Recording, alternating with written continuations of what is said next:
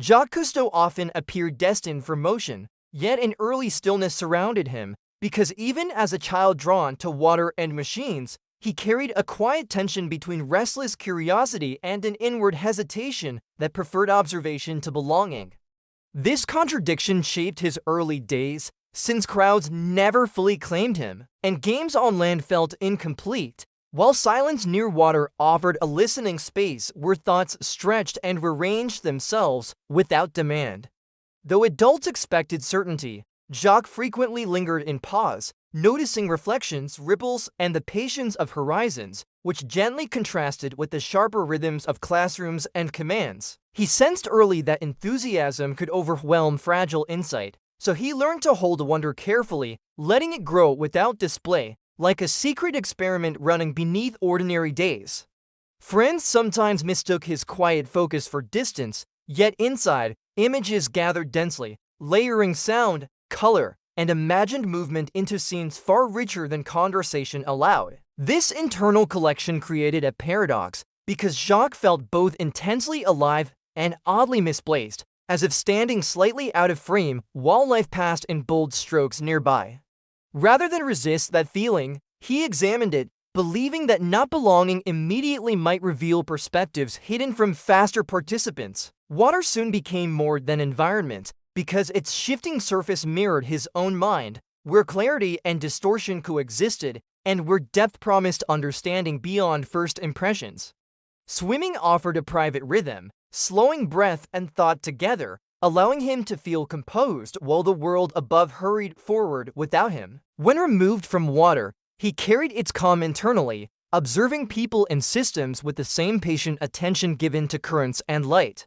Early injuries and interruptions redirected his path unexpectedly, yet instead of collapsing ambition, these moments sharpened reflection, suggesting that limitation could reshape curiosity rather than extinguish it. Confined periods encouraged imagination, as diagrams, sketches, and mechanical fantasies grew vivid, transforming idle hours into quiet laboratories of possibility.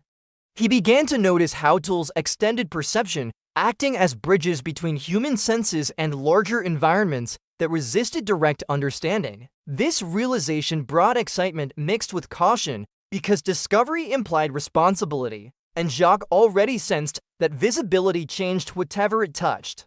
Surrounded by peers pursuing louder achievements, he navigated comparison thoughtfully, recognizing that fulfillment need not resemble admiration. He accepted solitude as teacher, learning that isolation could clarify intention when treated gently rather than feared. Writing and sketching became companions, capturing fragments of thought that resisted spoken form. Through careful observation, he noticed patterns repeating across nature and people, suggesting harmony beneath apparent chaos. Humor entered softly, surfacing as dry recognition of irony, especially when expectations clashed with reality in predictable ways. This subtle humor protected him from discouragement, offering lightness without denying complexity. As youthful ambitions evolved, Jacques resisted narrowing identity, preferring curiosity broad enough to adapt. He watched authority cautiously, respecting structure while questioning assumptions. Discipline appealed when it served understanding, not dominance. Time near engines and devices deepened fascination, merging mechanical precision with organic movement. The idea of exploring unseen worlds felt less like conquest and more like conversation. Jacques sensed that observation required humility, since forcing meaning risked distortion. He practiced restraint, allowing scenes to unfold before interpretation. In groups, he often listened longer than he spoke, absorbing nuance.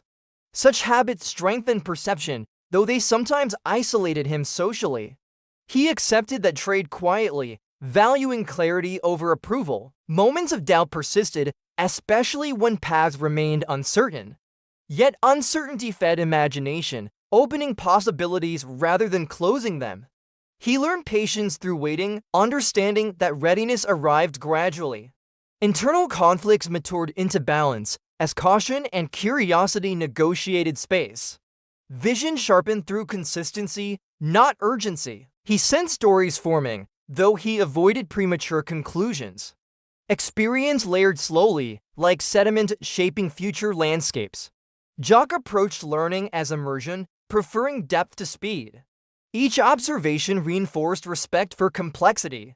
The world felt vast, inviting careful engagement. He grew comfortable not finishing sentences internally, allowing questions to remain open. This openness shaped character, resisting simple definition. As youth transitioned toward responsibility, curiosity stayed central. The sea lingered as metaphor and magnet. Jacques sensed that his path would unfold gradually, requiring attention rather than force. Thus, part 1 settles quietly, with a young observer poised between surface and depth, ready to continue listening as the story moves forward. Momentum gathered as his inward patience met opportunity, because careful preparation began meeting wider horizons, and the quiet observer learned that movement, when earned slowly, could carry intention without erasing the stillness that shaped his seeing. Travel expanded his inner map, yet even among ships, ports, and voices layered with expectation, he retained the habit of watching first, allowing environments to reveal character before he dared impose meaning upon them. Machines no longer felt separate from wonder, since gears and valves became languages, translating human breath into access, and turning technical discipline into a form of respect toward spaces that resisted careless entry. Each improvement arrived through frustration and revision, as small failures whispered instructions, teaching that progress rarely announced itself, but accumulated through attention sustained beyond comfort.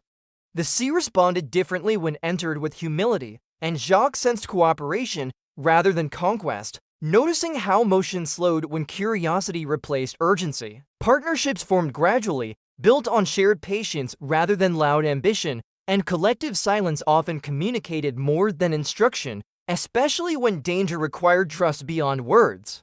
Risk sharpened awareness, because depth punished distraction, yet reward appeared as expanded perception, where color, movement, and sound reshaped familiar assumptions about life's scale. Recording these worlds demanded care, since visibility altered behavior, and Jacques wrestled privately with the tension between revealing beauty and protecting fragility.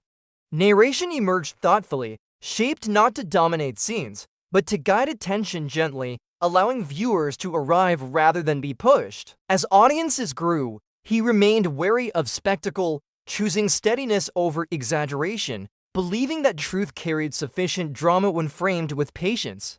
Leadership tested him differently, since direction required decision, yet he sought to preserve collaboration, knowing authority could silence precisely the insights he valued most. Moments of public celebration contrasted sharply with private doubt, and he learned to hold praise lightly, as applause rarely captured the invisible labor of restraint and revision. Environmental concerns surfaced organically, not as doctrine, but as consequence, because familiarity with hidden systems made damage feel personal rather than abstract. Humor softened gravity, arriving as gentle irony about human confidence when set beside ancient ecosystems that endured beyond noise.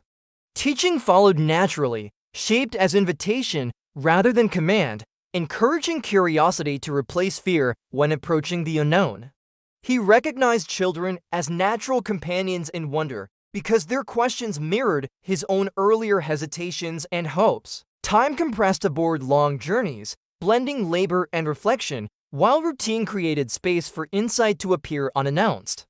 Failures still intervened, sometimes publicly, yet resilience grew from understanding that error was not betrayal, but instruction delivered without ceremony. Innovation remained collaborative, as solitary genius dissolved into shared experimentation guided by listening as much as invention.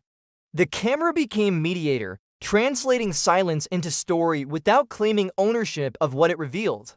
Global attention intensified responsibility, forcing difficult choices between access and preservation. He resisted simplifying complexity for comfort, trusting audiences to grow with careful exposure rather than shock.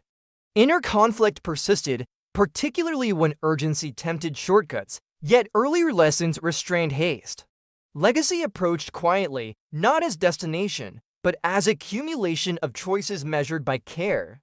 Jacques measured success by sustained curiosity rather than conquest. The sea continued teaching, adjusting lessons to depth and condition. Even fame receded underwater, where labels dissolved and only behavior mattered. In reflective moments, he acknowledged uncertainty as companion, not enemy. Stories evolved, shaped by listening as much as telling. Patience remained central, protecting insight from erosion by speed. As years layered experience, wonder stayed active rather than exhausted. He accepted limits honestly, recognizing that stewardship required restraint. Quiet leadership proved durable, guiding without spectacle.